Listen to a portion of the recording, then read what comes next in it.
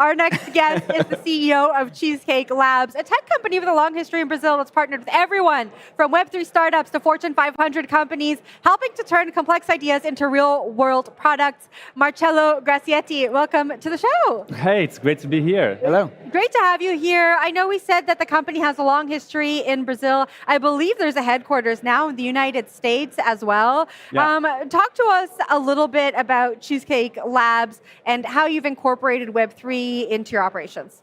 Yeah, so Cheesecake Labs as a company, we've been working in the market for about 12 years, helping clients build software across a variety of industries. And the blockchain space specifically, we've been building since 2018.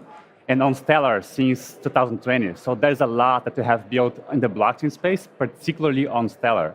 So you've been here for a while is what you're trying to tell us. Yeah, exactly. And our headquarters is here in Brazil, and we have a subsidiary in SF so that we can bridge this gap and connect well with clients who are in the US looking to build products for Latin America or for global solutions as well. What are Web3 companies looking for? Web2 companies looking for when it comes to implementing Web3? Sam and I have been talking a lot about stablecoins, but would love to hear from your perspective what that looks like. Yeah, so one of the type of clients that we have are traditional companies who already have like one product in the Web 2 and they're looking to expand and find like a new value in the Web 3. And those are the type of companies we love working with, particularly because they usually have a very strong product market fit already and they're looking to expand into doing something else. So one great example that also runs on Stellar is MoneyGram. So basically they're very traditional remittance companies and we've worked with them over the past 2 or 3 years to launch a new Stellar-based digital wallet that basically allows MoneyGram to offer a better user experience for whoever is receiving USDC from MoneyGram. And we've also seen a lot of clients who already offer basically different like traditional payments as a merchants. And those merchants, because of stablecoins, they're now looking for new ways to receive money as well. So they're also kind of extending their current application to accept USDC or other stablecoins as well. Marcello, you talk about being in the software business. When we were prepping to come down here, the Stellar team mentioned that they sold out their number of tickets and that a big majority of that was developers. Yeah. What is it about the region that sort of is so exciting for people to learn, to be developers here? Is that just an economic opportunity? Is there just a penchant for talent? What is it? I think there's an opportunity for like both for builders, for engineers, and for companies who are looking for engineers and talents to build different products. And the way I see this is particularly because like Brazil as a country, there are more than 200 million people living here. And out of those, between like 700 to 800,000 people are either software engineers or designers. So there's a huge amount of talent which is already based here. And if you look at the quality of those talent, that's amazing. And the proof of this is because like some solutions like Pix, which this innovative payment solutions was born and designed and built in Brazil. Nubank, which is one of the largest digital companies in the banking industry, was also like born in Brazil. So this talent is really, really exceptional, right? And when it comes to culture, I think Brazil has something really special when it comes to talent. It's because like from a personal perspective, I've lived and worked in 4 different countries. And I've never seen people who are so committed, with so much drive into building great products as people here in Brazil. And I can say that sometimes dealing with engineers can be hard, but engineers in Brazil, they don't have an ego. They just have this huge drive into building great products.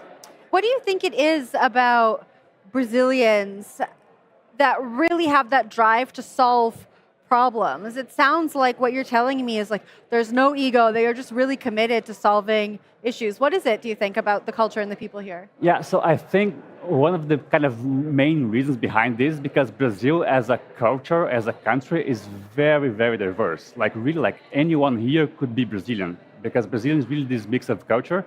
And very often, like to build innovative products, you do need people who are very diverse from different backgrounds. So when it comes to like this key ingredient, I think Brazil adds something really, really special. And when you look at the type of products that Cheesecake Labs and other companies in Brazil have been able to do in terms of innovating either in the fintech space or in other areas as well, I think this is kind of a proof of how this diversity, which kind of ties back to the culture, is really, really special. So you're working with a number of companies. They're coming to you to help build different services, ideally on blockchain. what are the types of requests that you're getting? Is it primarily payments and remittances, or there are people who are looking at social and gamification? Sort of what's the sweet spot here? Yeah, so in the last 5 years, most of the demand that we've seen for Cheesecake is a lot about like wallets, particularly because wallets can offer a very good experience for particular industries, particular audiences as well. So it could be, for example, someone in Ghana who wants a better experience to get paid from people from people in the US. It could be companies like MoneyGram doing cross-border payments, or freelancers in Brazil being paid as well. So this is one area. And we've also been seeing in the last 2 or 3 years, industries who are looking to tokenize assets. So it could be a company who has like one financial traditional systems who wants to tokenize gold, for example, and then Stellar is a great network to tokenize this type of assets. It could be a company who wants to build a new stablecoins or a new asset tokenized on chain. So all those main two are the type of products and demands that you have seen at least over the past 5 years. And in 2018, which is kind of way back there, it was a lot about ICOs. So companies wanted to issue like an initial coin offer to raise funds. They were using us as well a lot. But in the last 3 to 5 years, we've seen mostly about like wallets and asset tokenization. I want to take Sam's question and just ask it through a different lens. You know, that was a question about what businesses are coming to you for. But if we come back to Brazil, what are Brazilians doing when it comes to crypto? We've talked a lot about stablecoins, so I think we get it when it comes to payments. But like, is there a burgeoning community when it comes to gaming? Are people looking at, I don't know, meme coins or DPIN or something like that? Like, what does the crypto scene look like in Brazil? Yeah, so for the gaming industry, I think this is one area where a lot of, not only in Brazil, but for people who are like younger, they've been using like NFTs just to kind of gamify and create a better experience for this particular audience. And to this point, this is kind of also why SDF and Cheesecake have built like this experience around Meridian Pay for us as well in this event. But this is something like which is not for Brazilians in general. I would say this is particular for people who are in the gaming industry, in particular for people who are at a younger age, right?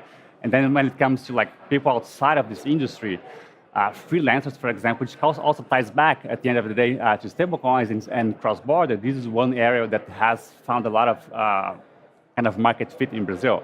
And one of the wallets that also Cheesecake built over the past years is called Vestio. Is doing a great work, particularly because it integrates Stellar and cross-border payments with Pix. So anyone who uses this product can kind of integrate this new like Web3 space with Pix, which is kind of their day-to-day. So they can literally like go to Copacabana Beach and buy like a coconut water and pay with their stablecoins. Marcello, I know you're partners also with the SDF on the Stellar Asset Sandbox. So tell us what that enables partners to do. Yeah, so that's a good point. So basically, this ties back to about 2 or 3 years ago, where we were seeing a lot of clients having the same type of requests about trying to learn how it looks like to issue, mind, and manage assets on Stellar. So because we were receiving those constant and very similar type of demand, we helped Mercado Bitcoin to issue their own Brazilian-pegged stablecoin called MBRL. And then we created this sandbox that basically allows for anyone who is looking to learn and really see, like in reality, how it looks like to use those assets with all those control features for compliance that Stellar has. They can just use this platform. And then, of course, once they actually get convinced that, and once they see like that in reality it's so easy and safe and secure and cheap as well to use Stellar, they usually kind of either connect with us or they do internally, like these next steps to take this to production, where they basically integrate this like stablecoin asset issuance platform to be integrated with their own systems. As we wrap up here, we're at Stellar Meridian. You said that they've been a partner of yours since 2020. Why has Stellar been such a good partner? And tell us a little bit about the community that you're going to experience when you walk away from this desk. Yeah, so we love working with Stellar specifically because like it's a very serious foundation. The technology is amazing. So we can recommend like Stellar blockchain, like eyes closed for a lot of different partners who comes to us. And SDF offers a lot of support for anyone who's looking to build like real-world solutions on the network, right? And when you look at all the solutions that you have built, it's kind of a proof of how good this partnership is. And I do love that this Meridian is being done like for the very first time here in Brazil and here in Latin America, because this is an opportunity for like new business and new companies who are from other countries to actually see in real life how digitalized and mature is the financial system in Brazil already. So they could potentially look to expand like their products to Brazil.